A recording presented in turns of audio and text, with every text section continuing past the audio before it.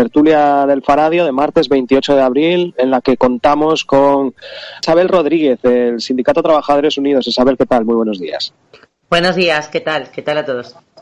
Desde los trabajadores del gobierno se está insistiendo mucho en que se sea extremadamente cuidadoso, ¿no? Tanto en las medidas de protección, los equipos de protección individual, los centros que puedan estar más contaminados, entiéndase bien lo de la contaminación en cuanto a la presencia del virus, como pueden ser las residencias de mayores, y en otros aspectos de la función pública. Pues sí, está claro. Nosotros, la verdad que cuando escuchamos oír hablar de desescalada, que entendemos que lógicamente hay una actividad económica que es imprescindible recuperar, pero no nos podemos olvidar que estamos en una alerta sanitaria y que igual que se ha primado el confinamiento, lógicamente ante otras cuestiones como puede ser la actividad económica, creemos que la desescalada tiene que venir precedida, pues como decía antes César, de un análisis real del mapa, en este caso de la población, y yo voy a hablar de la que nos compete en nuestro ámbito laboral, en el Gobierno de Cantabria. Desde luego, la realización de test en nuestro caso es imprescindible, precisamente porque ya no solo estamos hablando de la salud de los propios trabajadores, sino de colectivos, como tú has nombrado, de residencias, de centros de discapacidad, donde atendemos pues a colectivos muy vulnerables, y es imprescindible que realmente se pueda constatar que los trabajadores estamos desarrollando nuestra actividad con todas las garantías, no solo para nosotros, sino para los usuarios que atendemos. Entonces, a nosotros, desde luego, hemos estado reclamando desde el inicio de esta pandemia la realización de esos test, que esa reincorporación de trabajadores que incluso, pues han causado baja por la exposición y por el contagio, esa reincorporación se realice, como digo, con test suficientes, con test en el momento en que hay que realizarlos y, desde luego, pues teniendo muchísimo y poniendo un gran cuidado, sobre todo en la desinfección de los centros, en el protocolo que desde el Ministerio y de la propia comunidad autónoma nos llega a los centros, que se informe y que se forme a los trabajadores, y yo creo que ha sido una de las carencias que hemos podido observar en muchos centros. Quería recordar que hoy es el Día, como sabéis, Mundial de la Seguridad y la Salud en los centros de trabajo. Es un Día mundial de seguridad y salud, y yo por eso creo que hoy es un día muy especial en relación con esta pandemia y en relación con la exposición de los propios trabajadores a estas situaciones.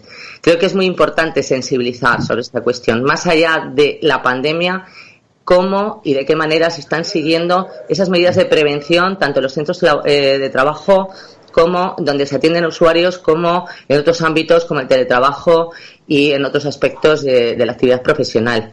Nos parece vital que se empiece a sensibilizar, ya no solo por esta cuestión concreta de esta pandemia, que yo creo que sí que ha sacado a la luz muchas carencias que en este momento pues no eran tan públicas o no eran tan sabidas de, como digo, la implantación de protocolos y sobre todo las medidas preventivas que en muchos casos ya tendrían que haber estado puestas en marcha, ya que hablamos de centros donde ya había protocolos previos sobre la exposición a riesgos biológicos. Nos parece que hay muchas asignaturas pendientes. Creo que no tenemos el aprobado ni de lejos en nuestros centros de trabajo, y estamos hablando de la administración pública. Imaginamos que en otros ámbitos, como hemos podido vivir, en este caso en residencias privadas y en centros privados, pues la inspección y el control debiera ser, como decimos, pues la primera premisa para poder abordar esta situación. Y desde luego la realización de los test es un mantra, tanto por parte de los trabajadores como sus representantes, y, como digo, por parte de la mayoría de los responsables de los centros, porque lógicamente estamos hablando de la salud y estamos hablando de la vida, ¿no? Que yo creo que es la principal premisa. Después podemos hablar de actividades económicas y podemos hablar de recuperación económica, pero desde luego yo creo que la premisa fundamental es la vida y es la salud.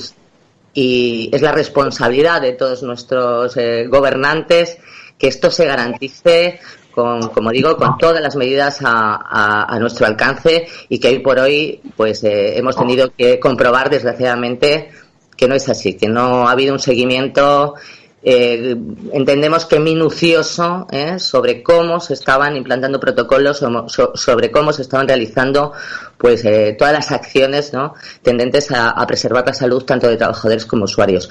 Ahí siempre nos toca igual dar esa nota discordante.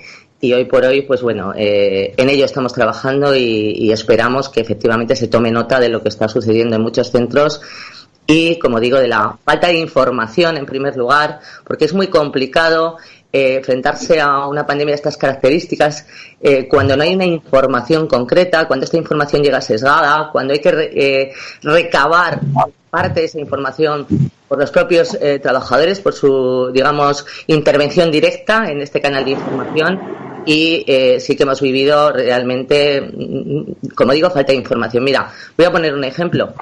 Ahora mismo estamos hablando de desescalada y, de hecho, se ha creado un comité, ¿verdad?, para poder tomar decisiones y tener criterios, pues de alguna manera unificados, ¿no?, en esta desescalada. Y, sin embargo, ya nos encontramos con decisiones que nos llegan a través de los propios trabajadores y que están tomando ya algunas consejerías. No nos gusta esta política. Entendemos que estamos en un momento excepcional y que todos estamos, pues vamos a decir, sobrepasados.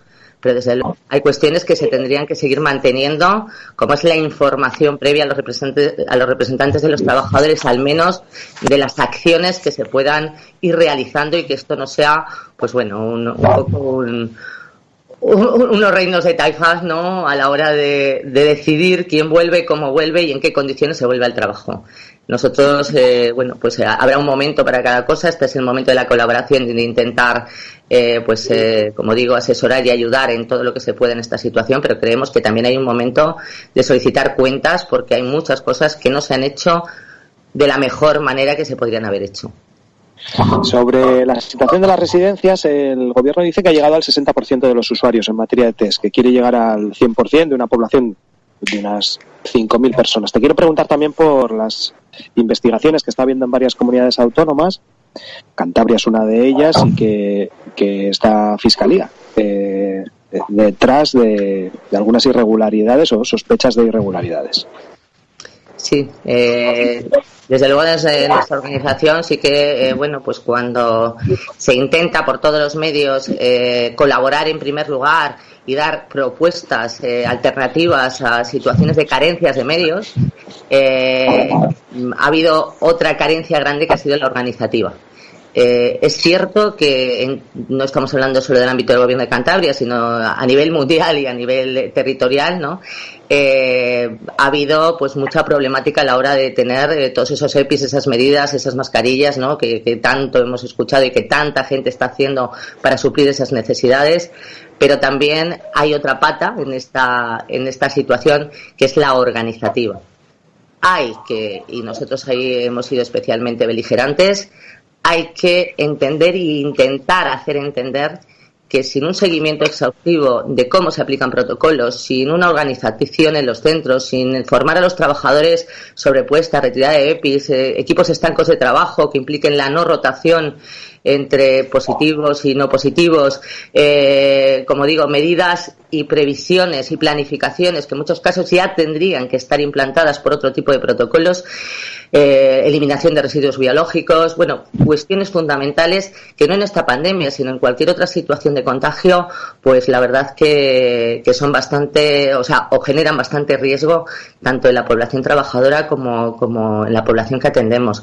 Nosotros hemos hecho denuncias como último recurso, porque primero, desde luego, hemos intentado por todos los medios, primero, que se nos transmita la información veraz, concreta y real en cada momento, y después que de alguna manera se pusieran medidas. Y lo que no puede es resolverse situaciones de este tipo con negaciones, huidas hacia adelante, porque desde luego ahí nos van a encontrar, y ahí nos han encontrado, porque para nosotros la salud tanto de los trabajadores como de los usuarios es fundamental. No ha habido tanto un problema, vamos a hablar de diseño, sino un problema de ejecución.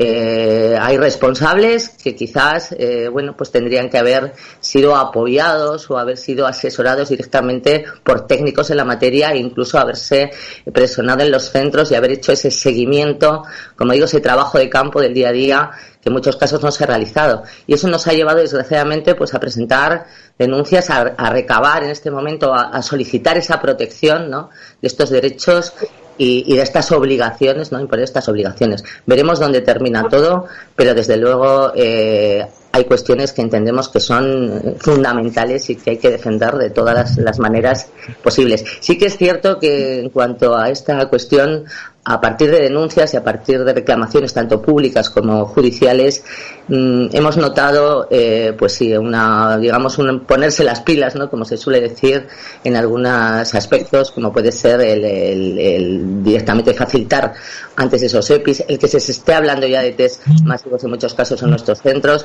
Bueno, pues lo acogemos con cierta esperanza y esperamos que lógicamente, pues todos tomemos nota y las cuestiones cambien. Y sobre todo y fundamental, la labor de inspección. La labor de inspección, tanto la inspección de nuestros propios organismos como la inspección de trabajo y demás, es fundamental. Y esa labor de oficio que se tiene que realizar, porque no podemos olvidar que hay centros donde los trabajadores tienen una mayor libertad de información, pero hay otros centros, sobre todo iniciativa privada, donde estos trabajadores pues tienen muchísimo miedo a represalias y están trabajando en condiciones pues no deseables.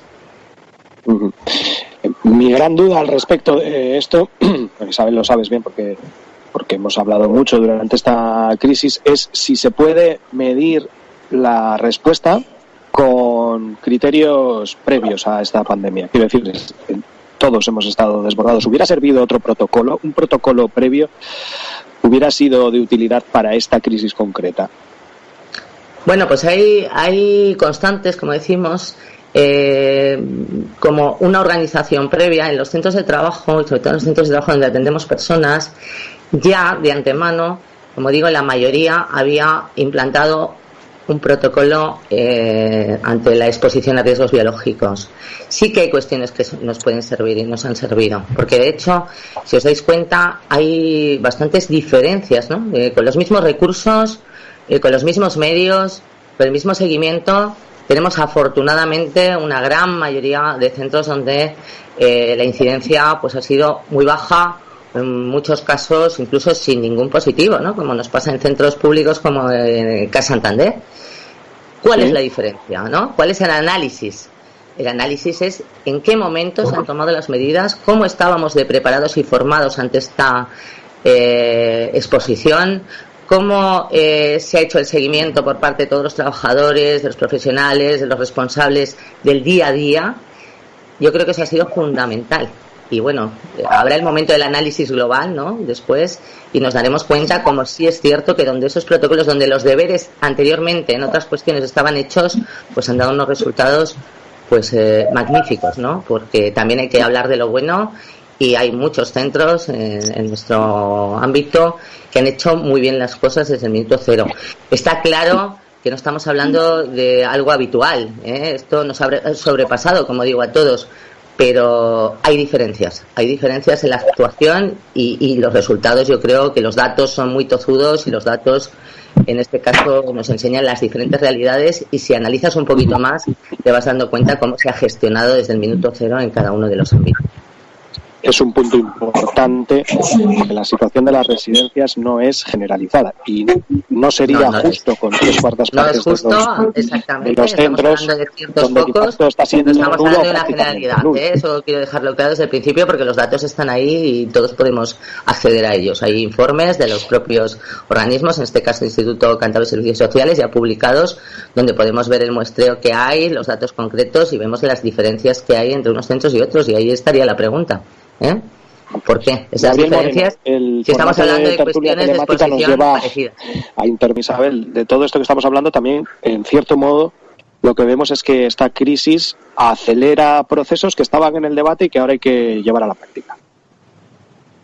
Pues está claro, yo creo que se han apuntado cosas muy importantes en cuanto a movilidad, por ejemplo.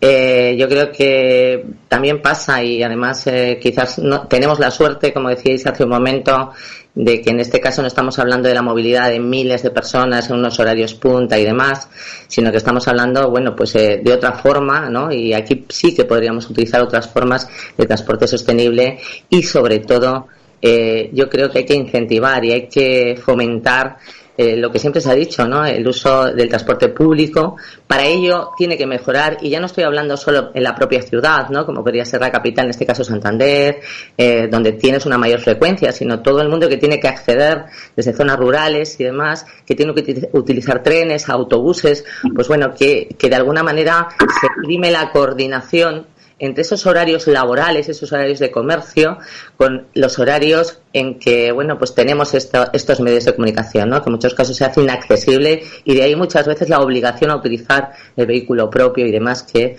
bueno, pues no es lo más deseable, ¿no? En este momento. Yo creo que antes habéis hablado de varias cuestiones. Se ha hablado del término desescalada, ¿no? Que va directamente vinculado con esta movilidad, ¿no? Que vamos a ir viendo poco a poco cómo se va implementando. A nosotros nos preocupa muchísimo este diseño de desescalada, nos preocupa muchísimo que se realice suficientemente coordinado, organizado, que se informe debidamente, que se sensibilice a la población. El domingo hemos visto imágenes pues que no son deseables en este momento, de aglomeraciones y demás. Creemos que hay que mantener, sobre todo en el ámbito laboral, el teletrabajo. Es la asignatura pendiente que tenemos en las propias administraciones. Creemos que hay que establecer esos protocolos de desinfección de los centros antes de su acceso, implementar y sensibilizar ante estas medidas de distancia social, lo seguimos hablando en ese concepto, que se evalúen bien estos riesgos nuevos con los que nos vamos a encontrar, que haya medios suficientes y sobre todo volvemos a incidir en la realización masiva de estos test para el colectivo laboral, porque en principio para nosotros es la único dato que tenemos de cómo vamos a afrontar y en qué garantías está este nuevo acceso a los centros de trabajo ante este riesgo, este nuevo reto, ¿no? que tenemos.